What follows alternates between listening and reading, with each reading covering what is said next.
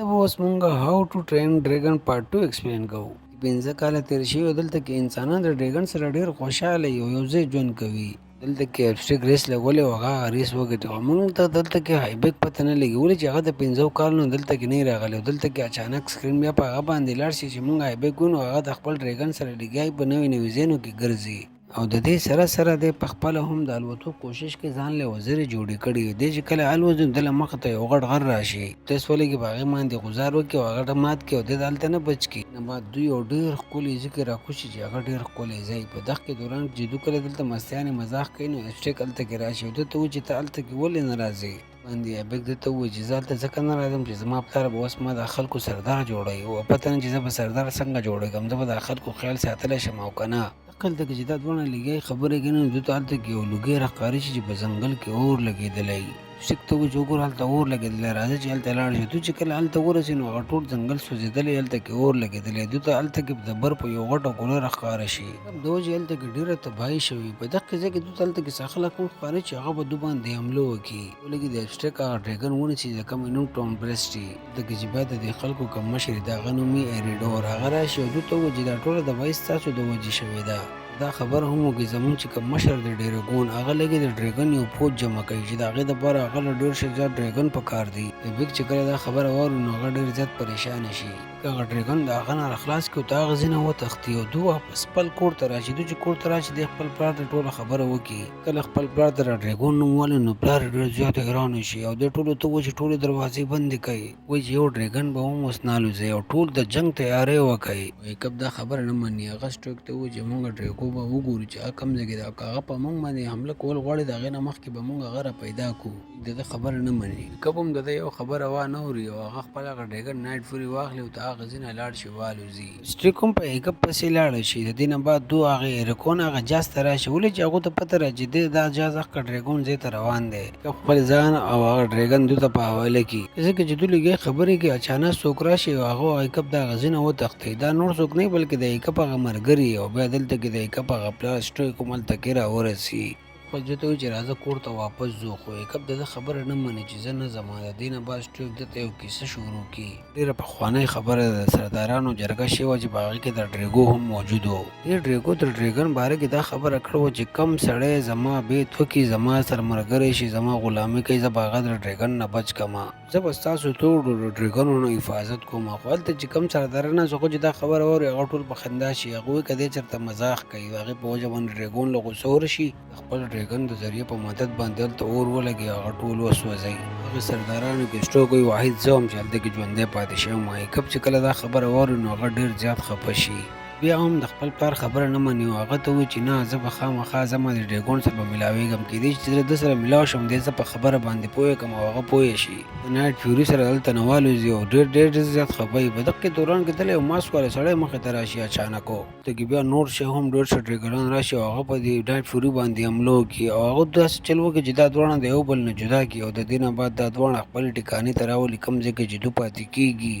هغه ځای کې هر طرف ته ټول برف وي د دې نه بعد هغه ماسک والا راشي او هغه د دې هیکپ په مخ باندې لاس ووهي او د هغې نه بعد چې کله هغه ماسک لرې کړي نو موږ ته پته ولګي چې هغه ماسک یې پکې یوه جینۍ یي او دا ښځه هیکپ ته وایي چې زه ستا مور یم د دې نوم اصل کې واکر یي خو هیکپ د دې خبره نه مني په کمې باندې چې د واکر دې ته ووایي چې راځه په ما پسې شاته راشي تا ته زه څخیم په دغه کیسه کې د سکرین کې بیا موږ وګورو چې هغه سټروک راښکاره شي چې هغه د ګوبلر سره لګیای د هیکپ پسې راوتی هغه ګوري دلته کې سټروک ته د ایبک هیلمټ میلاو شي هغه هیلمټ راوالي او ډریګن ته وایي دا بین کوه موږ دلته کې بوځه بل طرف ته موږ ګورو چې والکا هغه هیکپ یو ځای ته راولي چې هغه ډېر زیات ښکلی هلته کې ډېر ښه ډریګنان وي که د هیکپ ته دا خبره وکړي چې زه د 100 کالو نه دلته کې یم او د دې ډریګنو خیال کومه چې په برک آیسلینډ کې خلک د ډریګنو نه ډېر زیات نفرت کوي د هغې د وجې ما ځای پرېښودلی دلته راغلی یم نو هیکپ ورته ووایي چې په هلته کې اوس ټول خلک د ډریګن سره یو ځای په مینه باندې پاتې کېږي ته وایي چې په بر کې اوس ډریګن او انسانان یو ځای پاتې کېږي د مینې او محبت سره والکه چې کله دا خبره واوري دا ډېره زیاته حیرانه شي او خوشحاله هم شي هغه وایي چې زما د همیشه نه یقین چې ډریګن زموږ ملګري دي زموږ دښمنان نه دي دې خبرې یقین زما ځکه راغلی چې کله ته پیدا شوی نو ستا سره یو ډریګن لوبې کولې ما چې کله دا ولیدو زه پوه شوم چې یاره ډریګن زموږ دښمنان نه دي ما دا خبره چا هم نه منله سټروک هم نه منله د هغې د وجې ډریګن ولګېد زه یې د هغه ځای نه واخیستم او هغه ځای نه لاړو موږ هغې نه بعد زه د اوسه پورې دلته کې ډریګن سره پاتې کېږم د هغو خیال کومه. دینه بعد والکه کب یو ډېر غټ ډریګن پسې راولي چې د هغه نوم الپا وي. هغه د دې ټولو ډریګنو راجا وي. الپا ډریګن د خپلو د سترګو په ذریعه باندې هغه ټول ډریګن کنټرول کولی شي. دلته کې د خپل مور سره ډېر زیات خوشحاله وي او بل طرف ته د ایکب چې کوم ملګري هغو ډېر زیات خفه وي. هغه ایکب پسې ګرځي. هغو ته دا ښکاري چې یاره ایکب د هغه ډریګو سره ملاوېدو له تلی دی. کې په وجه باندې اسټک راشي او هغه خیلګور د هغه کښتۍ نه اوچت کې ځان سره بوځي. ولې چې هغې ته پته ده چې دغه یو سړی دی چې ډریګو باره کې هغه ته معلومات دي. بعد دوی د ډریګو هغه ځای ته راورسېدو چې کله هلته کې راورسي هلته کې چې دوی وګوري چې ایبک هلته کې نشته. هغه ځای هغه خلک په دوی باندې حمله وکړي. په دقیقه کې هغه ډریګو هم هلته کې راوځي او هغه هیلکون مړ کوي چې ستا د وجې ټولو خلکو ته زموږ پته ولګېده. ډریګ ولګي هغه د هغو نه بچ کړي او د هغو په بچ کولو کې هغه هلته کې بېهوشه شي. ډریګو د دې ټول لاسونه وتړي او د هغه اوبو نه ښکته غورځوي. څنګه چې غورځوي نو هیلګور د هغه ډریګو خلاف شي او هغه د هغه په خلکو باندې راکېږدي او هغه ووقي. هیلګور ولګي د هغو هغه ډریګونو هم آزاد کړي او د هغې په ذریعه باندې هغو د هغه ځای نه وتښتي او بیا سکرین سیده په ایبک باندې راشي. ایبک ته د ایبک ځای میلاو شي. دی هلته کې راورسېدی. چې کله هلته کې راورسي نو دی هلته کې والکه وګوري. دی چې والکه وګوري دی ډېر زیات حیرانه شي چې والکه تر اوسه پورې ژوندۍ څنګه ده. والکه د دې سره د خبرو کولو کوشش وکړي. یو مشنون سین کې لاړ شي او بیا دا دواړه یو ځای ځان سره ګانا هم ووایي. که د دوی سره واپس تلو دپاره تیار یي. او چې دوی ډېر زیات خوشحاله چې په اچانک دلته کې د بم د ډزېدو اواز راشي. ښایي لکه په ډریګن باندې چې چا حمله کړي. دوی چې بار ته راشي وګوري نو ډریګون هلته کې د خپل پوره آرمي سره راغلي او په دوی باندې حملې کوي. چې ایبسټریک او هغه ډریګن هلته کې راورسي هغوی به د ډریګون باندې حمله شروع کړي او والکه ولګي او هغه غټ ډریګن چې د کوم نوم چې الپا یې هغه هم هلته کې راولي. چې کله هغه الپا وګوري نو دی ولګي خپل هغه الپا غټ ډریګن هم راولي د دې سره جنګولو دپاره. نو الپا ډریګن په منځ کې ډېره خطرناکه جګړه وشي. خو ډریګون هغه الپا چې هغه تکړه وي هغه د والکر هغه ډریګن مړ کړي. الپا غوځار کړي. ځکه هغه ایبک د ډریګون خواله راشي او هغه ته وایي چې ته ولې دا کوې؟ د دې هر څه نه تا ته هېڅ هم نه میلاوېږي. نو هغه ډریګون ورته وایي نه زه د دې په ذریعه باندې به په ټوله دنیا باندې حکومت کومه. دې نه بعد ډریګون ولګي د الپا په ذریعه باندې په ټولو ډریګونو باندې کنټرول واخلي. الپا دلته کې ولګي نیټ فیوري په خپل کنټرول کې واخلي او هغه ته وایي چې د ایبک مړ کا. نیټ فیوري خو اوس د هغه په کنټرول کې نو هغه ولګي په دې ایبک باندې چې څنګه حمله کوي نو د ایبک پلار سټرویک راشي هغه ځان مخې ته کړي او دی بچ کړي. د وجې چې سټرویک هلته کې مړ شي نو دا مور او زوی راشي هلته کې خپل پلار راوالي او دوی ډېر زیات خفه شي. دا ډېر ایموشنل سین یې دلته کې. ځکه چې نیټ فیوري کله په خپل هوش کې راشي نو دی د ایکب او سټرویک خواله راشي مینه ورسره کوي. نو ایبک ولګي ده له دې کور کې چې خوښ زه په تا باندې ډېر زیات خوښه یم. دوی ډېر زیات خفه شي او د هلته نه لاړ شي. د دې نه بعد د الپا ولګي هغه ټول ډریګران خپل په کنټرول کې کړي. ولګي خپل ټول ډریګران چې کله خپل کنټرول کې نو د برق طرف ته روان شي چې راځي اوس هغه برق مونږ تباه او برباد کړو. بل طرف ته ایبک ډېر زیات خفه وي. پلار سټرویک مړ شوی. د دې نه بعد والکه راشي او ده له تسلي ورکړي چې مه ژاړه مه خفه کېږه.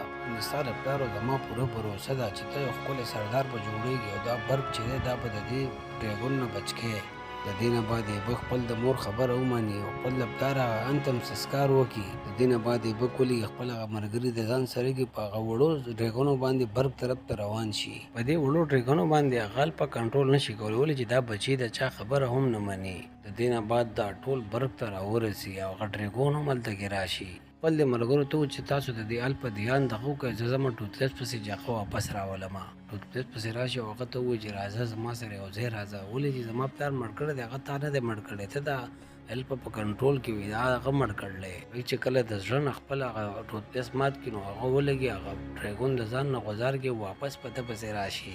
کب ولګي هغه ټوتپیسټ د هیپاټایټس د بچ کولو دپاره د هغه په سترګو باندې کپړه وتړي چې دی هغه نشي کنټرول کولی. د دې نه بعد دوی لاړ شي په هغه باندې حمله وکړي. ډریګون باندې حمله وکړي او هغه د هغه الپا نه جدا کړي. بعد ټوتپیسټ په الپا باندې حمله وکړي او دی بیا راشي دې ډریګن ته ووایي چې ته خپل هار قبول کا. چې الپا ولګي هغه ایپک هغه ټوتپیسټ په هلته کې په برپو کې راجمع وکړي. داسې ښکاري لکه چې دا دواړه هلته کې مړه شوي دي.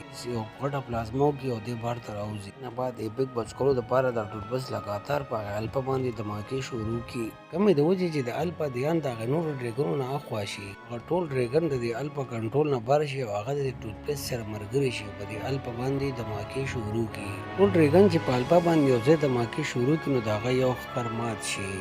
ډېر زیات زخمي شي. د کمې د وجې ډریګون او الپا خپل ښار ومني او د هغه ځای نه وتښتي. د دې نه بعد دا ټول ډریګران راجمع شي او دوی چې دی هغه ټوتپیسټ خپل سردار جوړ کړي. ایبک هغه ایبکون ته وویل چې ته زموږ په قبیلې کې پاتې کېدی شي. په ټول خلک راغونډ شي، د ایبک نه د قبیلې سردار جوړ کړي. په بر کې ډېر زیات ډریګن راغلي چې د کمې د وجې دلته کې ډېر زیات پاپولیشن جوړ شي. والکه هم اوس دلته کې په بر کې د خپل ډریګنانو سره پاتې کېږي. کې ډریګنو تعداد ډېر زیات شوی چې د کمې د وجې هلته کې خلکو ته روزانه تکلیفونه میلاویږي. نو ګوبر راشي د ایبک سره دا خبره کوي چې تا له دلته کې دومره زیات ډریګن نه راوسته پکار، ولې چې د ډریګنو کم شکاریان دي هغه دلته کې چېرته هم حمله کولی شي. دلته کې ایکب د خپل ډریګن باره کې هېڅ خبره هم نه اوري او هغه ته ووایي چې نه، چې کوم مشکلات راځي زه به دلته د خپل ډریګنو سره د هغې مقابله کوم. هر څومره غټ مشکلات چې ډریګن زموږ سره وي نو موږ د هغې سامنه کولی شو. کب ګوبر ته ووایي چې ته بالکل مه پریشانه کېږه. ګوبر چې دا واوري هغه له لکوټې غوسه ورشي، هغه په ایکب باندې بروسه هم کوي. ځای کې د فلم دا سین چې دی په غټ ویلن چې د کم نوم کیما هغه طرف ته لاړ شي، هغه د خپل ملګرو سره میلاودو له راغلی. هلته کې د هغه خلک دی کیما ته ووایي چې کم چې ستا ټول ډریګنان و هغه د یو برګ سردار چې د هغه نوم ایبک دی هغه ټول قبضه کړي دي.